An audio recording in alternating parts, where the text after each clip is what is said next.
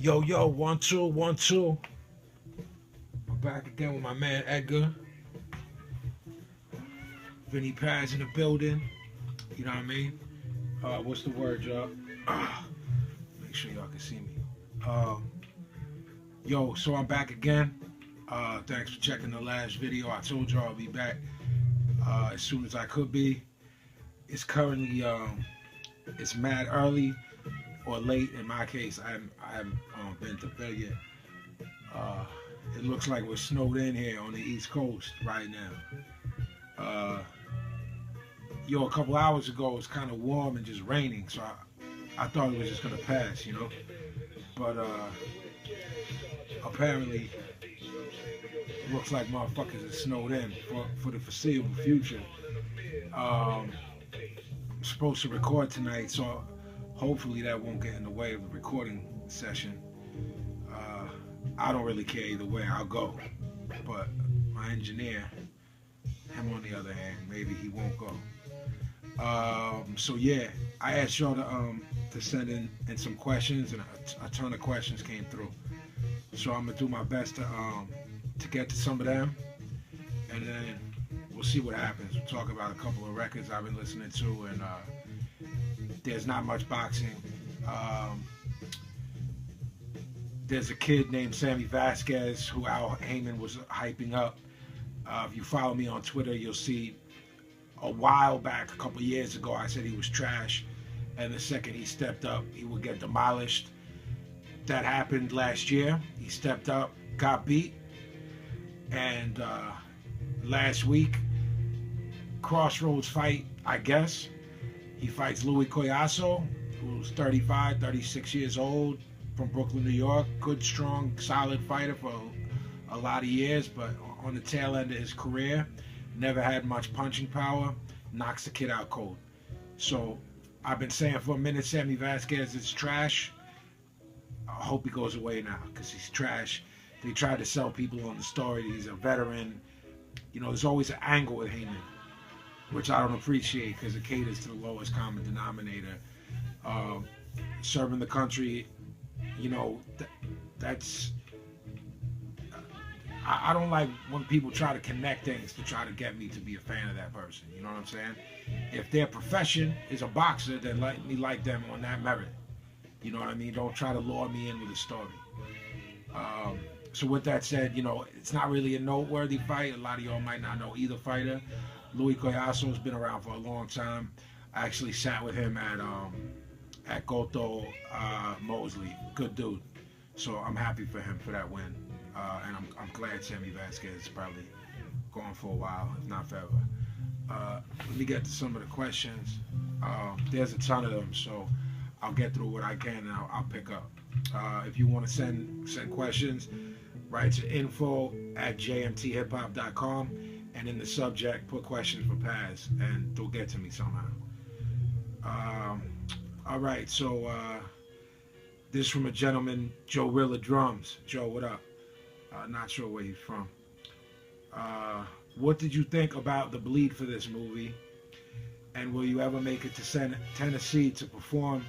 All love to Vinnie P. JMT, been down since 97. Thank you, man. That means a lot. It's 20 years, a long time. I appreciate that, man. It means a lot. The bleed for this.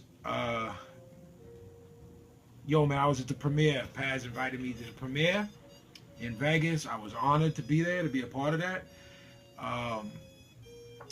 It was, a VIP private screening, mostly everyone there was like Hollywood people or champions and ex-champions. A lot of people there, like Michael Buffer, Badu Jack, of course Vinny himself, Miles Teller. Y'all know from multiple films, the kid is brilliant. He was brilliant in Whiplash. So I was honored and blessed to be there, man. The movie was beautiful. Miles Teller deserves a Best Actor nod for his performance in there. Everybody was great in the film. I thought that it was amazing in terms of everything, the realism, it's the best sports. It's the best comeback history in sports history. If you haven't seen Believe for This, check it out. I believe now it's out, you know, in all the mediums, iTunes and stuff like that. As far as Tennessee, man, I don't know. I don't even know if I've ever been through. I had to, I guess, drive through there. I've been around the world 15, 20 times at this point, 30 times, maybe more. Who knows, man? I'm not really sure what the market is, man. You'd have to talk to a promoter there. You know what I'm saying? I just where people want me and are willing to, you know, to pay to have me perform in their beautiful city, I just go where my booking agent tells me to go. You know what I'm saying? So that's not really something that's up to me. I mean, I could go there if I wanted to and perform, but at this stage, it's like, you know, people, I have to make money. This is my job. You know what I'm saying? So, yeah, Joe Rilla Drums. Thanks for the question. Moving on. This is from Rory O'Brien. What up, Rory? OG Gimmick Gang from Canada. Canada, what up? I'll be seeing y'all soon. I think September, we're going to do a Canadian tour. Can you talk some of your favorite horror movies on your next video? All right, well, this is the next video. So, yo, man, I was sort of exposed to horror films and scarred by horror films at way too early an age. My brothers are 11 and 12 years older than me. You know, most brothers, their older brothers are 3, 4, you know, sometimes 5 years older than them. But you start getting into 11 and 12, and it's more like parental shit. So my parents would you know, I was 6 years old, and they were 17 and 18. You know what the fuck people are doing in 17, 18. So my parents would go away for the weekend to go to the beach or something. This is before my father died. And these sick maniacs would be smoking dust and having people over. You know, I was 6 years old watching The Evil Dead. 6 years old watching I Spit on Your Grave. 6 years old watching The Omen, Suspiria. So they scared the shit out of me, and I wouldn't be able to sleep. And then they'd send me up to bed, and I'd be up there practically fucking petrified, wanting to die, you know, because I was fucking scared out of my mind. I actually watched Suspiria with my Uncle Mickey. When my father died, my Uncle Mickey basically held it down as far as like the fatherhood tip, you know, and he still does. I watched like Dario Argento stuff with my Uncle Mickey. He was into like some you know, for an uncle, he had an open mind when it came to film. So I saw a lot of weird movies over there. At my Uncle Mickey and Aunt Midge's crib, like some bugged out flicks on late nights. He's the one who also taught me how to shoot a gun. I remember the blowback almost fucking killed me. We would lick off shots on New Year's Eve. I would go there every New Year's, even before my father died, spend New Year's there. But he's the one who taught me how to shoot. And my love for guns and stuff like that came from him. He taught me everything I know about that. He's still super into weaponry. He's got an arsenal. Yeah, so some of those flicks, man, I'm trailing a little bit, I'm sorry, but there's still, some of them are still my favorite.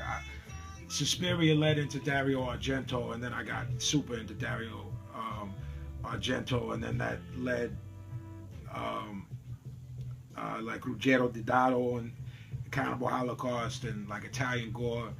I want to say I've talked about this on a previous video. I might be wrong, but I'm getting deja vu. I remember loving Torso.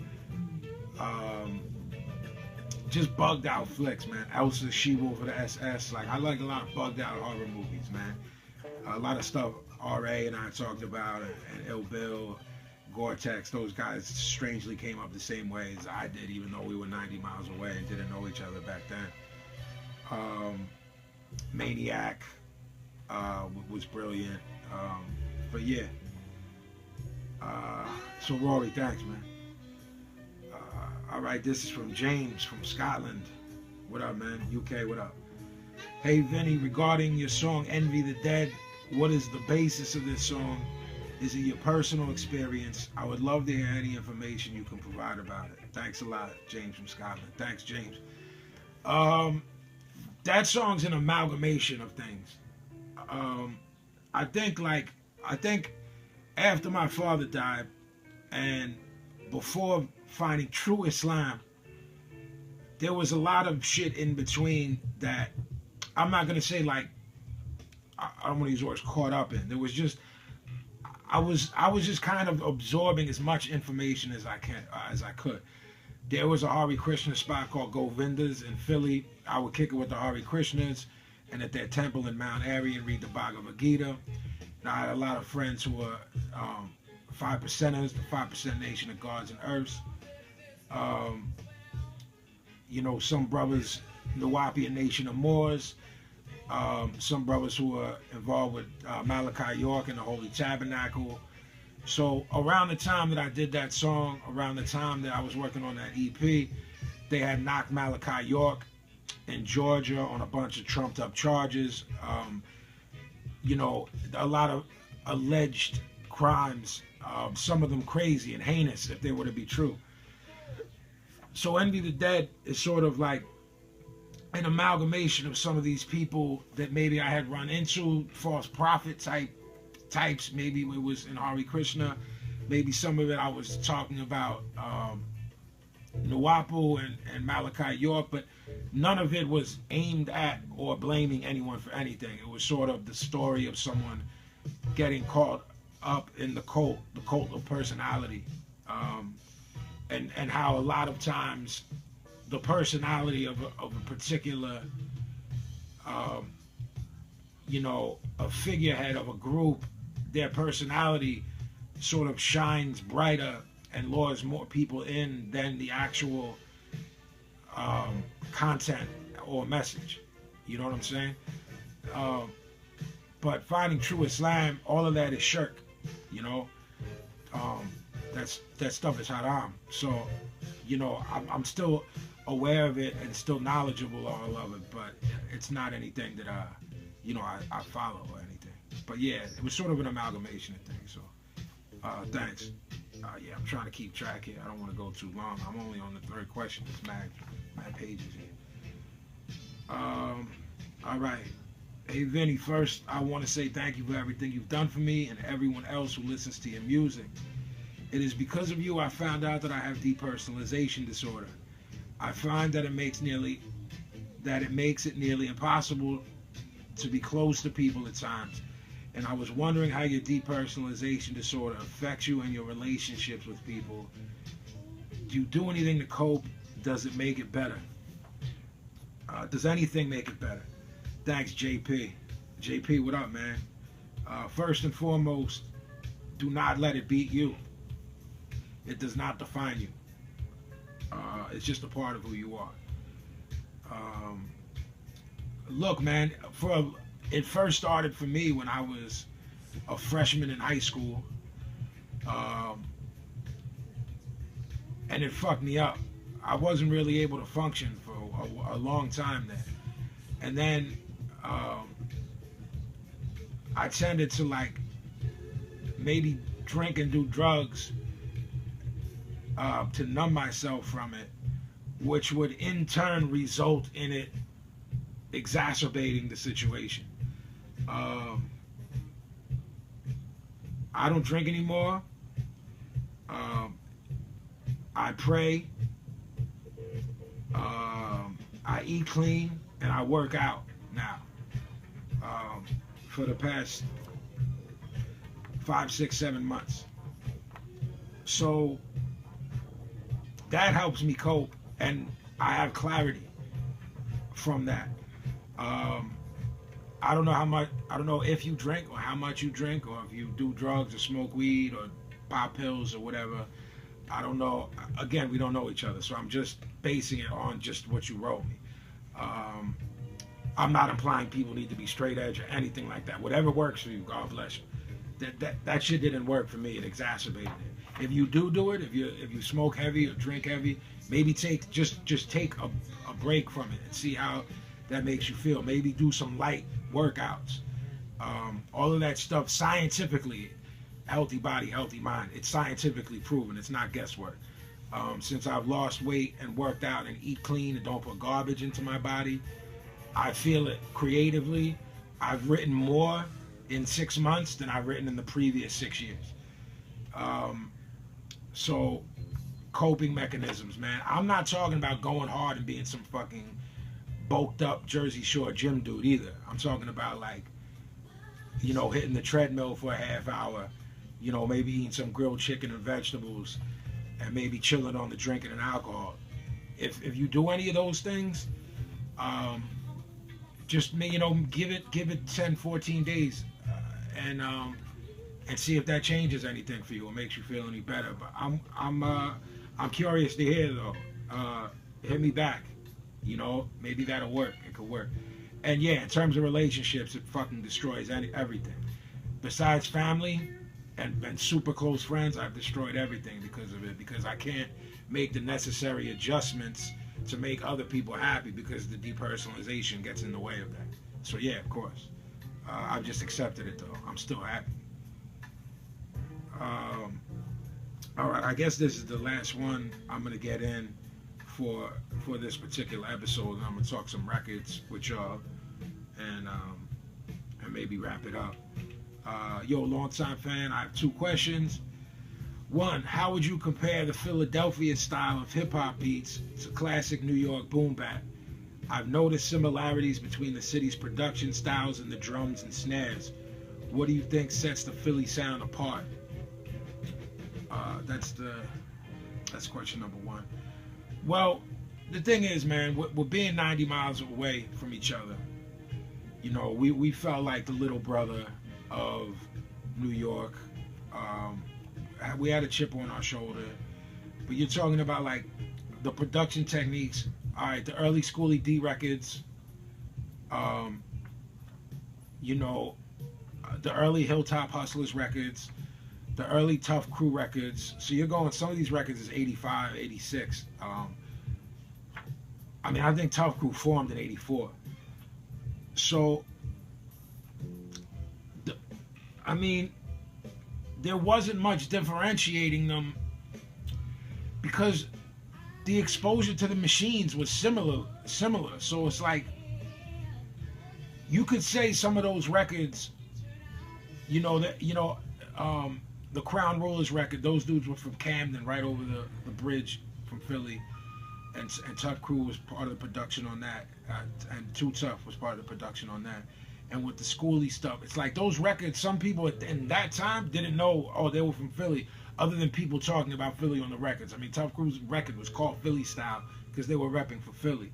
I mean, I feel like it was those in that infancy stage of hip-hop production, it was similar. They were similar because the expansion of the equipment hadn't started, and true, you know, Curtis Mantronics and Said G and those people started expanding how to do shit and started making shit more incredible, and it took people time to catch on.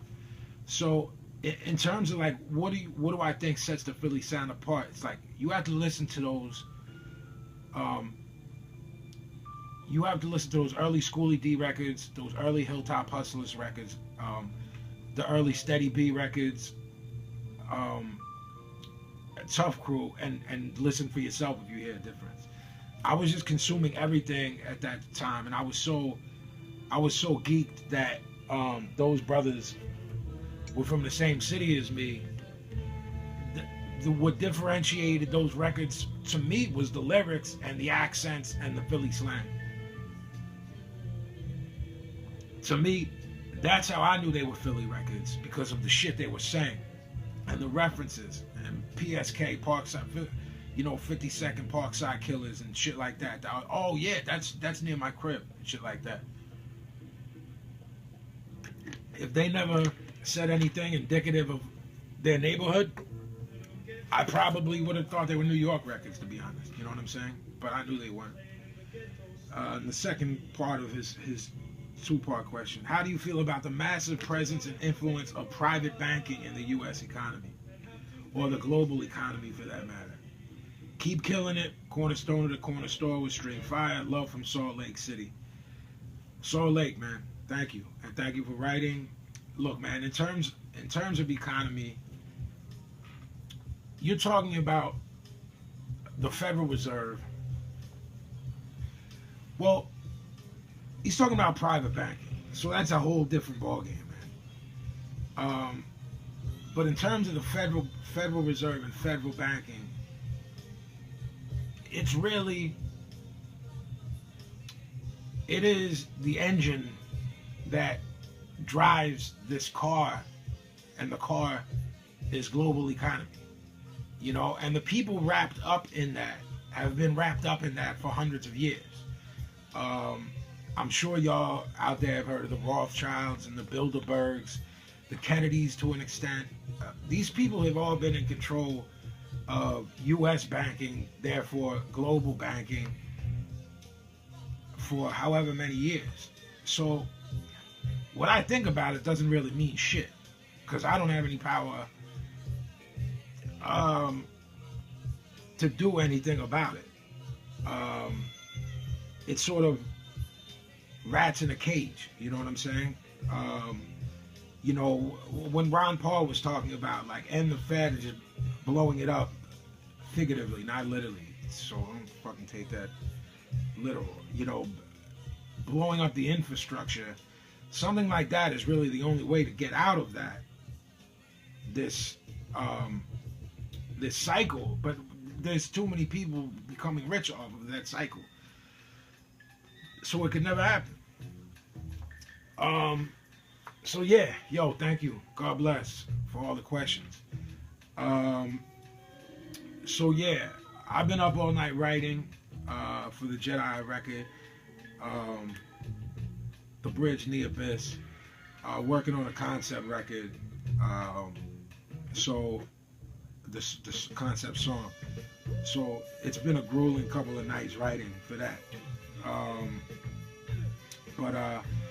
Yeah, I told y'all, I've been listening to the records, man, that, you know, were a part of my youth, a part of, you know, my growing process. And I couldn't, I'd be remiss to leave this record out. Runaway Slave, showing AG. It's a blessing, man, because there's, you know, it's funny to think that when you're a kid, you know, 14, 15 years old, that you're eventually going to be working with these people. I mean, obviously AG is on Cornerstone of the Corner Store. That's my brother. You know what I mean? I love, hey, that's my brother. I got to chill with Show when I worked with Lord Finesse. Finesse is on this record. That's my big brother too. So life is funny sometimes, you know. Playing the shit out of this record in 9th and 10th grade, and then you know, me and A and OC toured the world together, man. You know, big up the ITC. So it's funny the way the world works, you know. But this is a perfect record to me, a perfect New York record. So to y'all youngins, man, buy that record if you don't listen to it.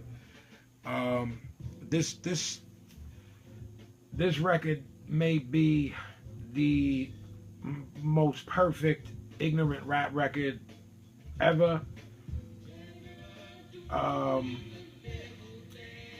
Look, man, there's so much ignorance and brilliance on this record. Ghetto Boys.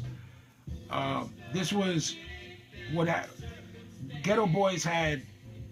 Grip It on Another Level. Rick Rubin heard it and said, I want these motherfuckers.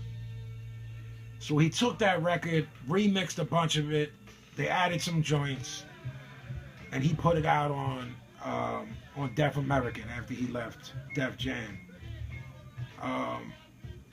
Yo, man, it's so Mind of a Lunatic, Gangsta Love, Size Ain't Shit, Fuck 'Em, Yo, man, talking loud and ain't saying nothing. This record is hard as fucking nails. You started to see the beginning of the brilliance of Scarface, who is still making incredible music. Nearly 30 years later, his most recent record is brilliant. So this record was hugely influential. All the real dark shit that you've heard from me and JMT was that record's directly responsible for a lot of that stuff. These last two records, this is a controversial subject for no other reason than these records, according to Keith, are bootlegs. This Ultramagnetic record, Smack My Bitch Up, it's unreleased joints from Mo Love's basement. Keith said they're bootlegs. Look, they were released on Tough City, who at one time was considered to be a legitimate label. I heard it wasn't so legitimate in terms of them paying people. I'll tell you why I was curious. I think this was like the materials from the like 89, 90, 91. I don't know what year the record came out, or if it's, I want to say it was the mid 90s. And I remember buying it. And sure, I remember they put a bunch out, a bunch of records out, and eventually Keith came out and said, "Yo, they're bootlegs. Don't buy them. They're bootlegs, and don't buy them." I had already purchased them, and knowing how I feel about bootlegging and pirating, I probably wouldn't have bought them, even though I was a fiend for Ultramagnetic, one of my favorite groups of all time, Critical Beatdown, top 5 records ever. There's really dope shit on here, man. It's a jagged pill to swallow when you think about the fact that Keith said it's a bootleg. But I never heard. The thing is, it's like, is it a bootleg when someone from your group supplied the masters to it? So would you call it a bootleg, or were you like, yo, my man did me dirty? Because that's two different things. You know what I'm saying? Like, Stoop and I have a group. If he took material, brought it to a label and put it out, I wouldn't do an interview and say that's a bootleg. I'd be like, yo, that motherfucker stole that from me. I'm not getting any money off that. So it's really semantics, you know what I'm saying? So I never really got the story about it, because Keith was saying that years and years and years ago, and these are out of print. They don't print them anymore. You can't get them in any format. You know what I mean? Not vinyl, CD, or digital. So there must have been some validity there, but my guess is that it was more like, Mo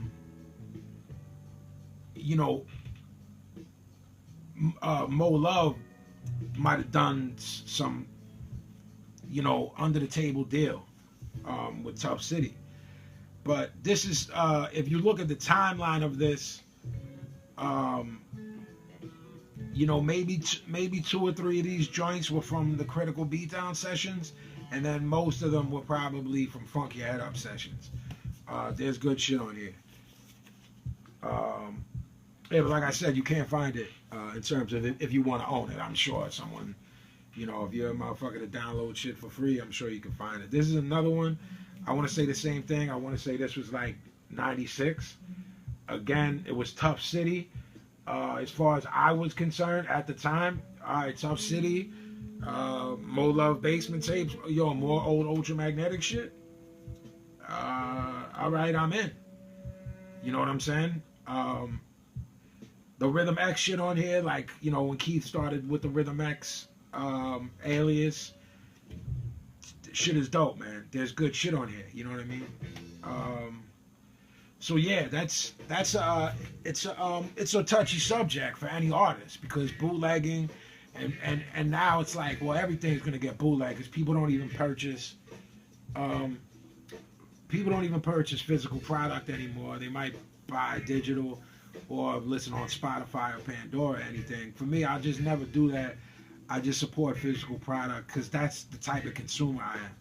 You know what I mean? I have thousands of records. I'll always be a collector of everything, whether it's all my sneakers or my records, music in general, toys, all of that. boxing memorabilia. I'm just a collector of things, and I like to own tangible things that I can hold in my hands. So yeah, I discussed, real quick earlier that there wasn't much boxing outside of that fight, and coming up soon, Broner's fighting soon. Who knows whether or not he'll show up in shape or what'll happen with him. It's a wait and see thing with him, as it always is. And you have this showdown that is being sold as a unified a unified championship fight with Garcia and Keith Thurman.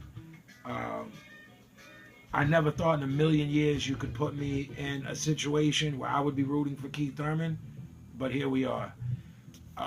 Look, you have two seriously flawed fighters, okay? When you saw Thurman fight Porter, you were watching extremely flawed fighters in just about every way you could be flawed.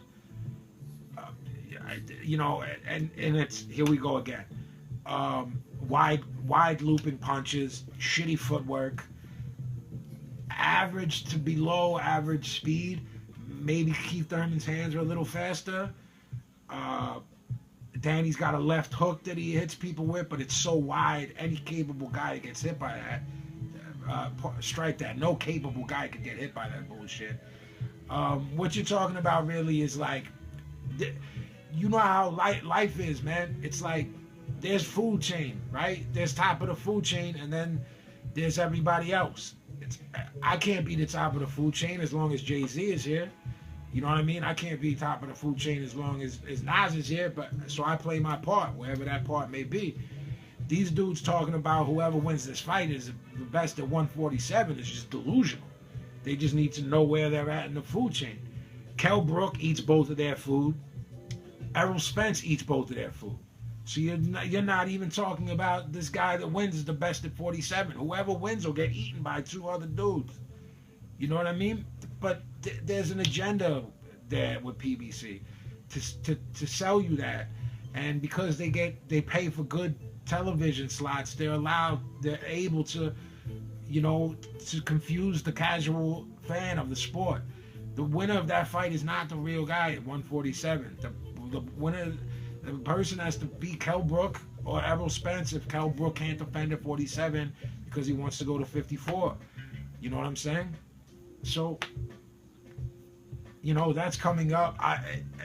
It's not something I'm excited for. Maybe they'll beat the shit out of each other and then I'll win because they both beat.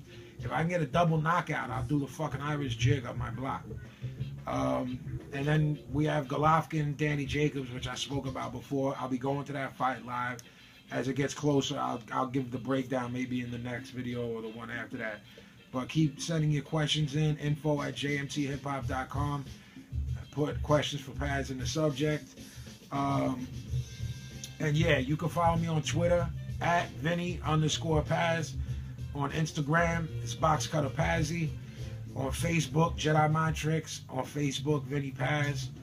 Also, I have a podcast. It's called The Broad Street Breakdown. It's just me and three of my boys that I grew up with talking shit about pop culture and busting each other's balls. BroadStreetBreakdown.com. And if you're interested in merchandise, hoodies, vinyl, deluxe edition shit, everything, cats, Scullies, whatever, music, everything. Go to JediMindTricks.merchdirect.com. Everything is on there. And BroadStreetBreakdown.com for my podcast. So I guess that's it for today. I'm going to talk to y'all next week. Salaam alaikum. God bless you. I'll talk to y'all soon, all right? Peace.